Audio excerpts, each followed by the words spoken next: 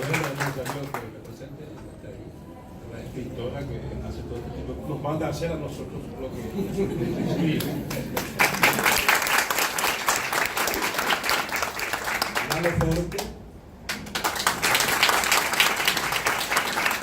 Jessica Benítez,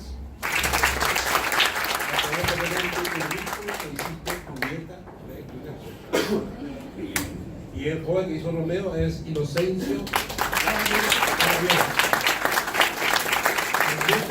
Félix Colmán,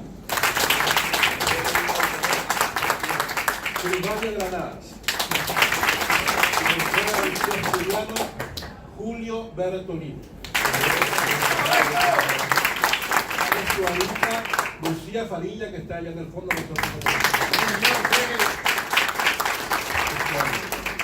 Bueno, como les venía diciendo, ustedes creerán que nosotros hacemos todas estas cosas así, haciendo rupturas, faltando el respeto a los clásicos. Ella es lo que nos gusta. Mabel Pedrosa, amigo a ti, Orema.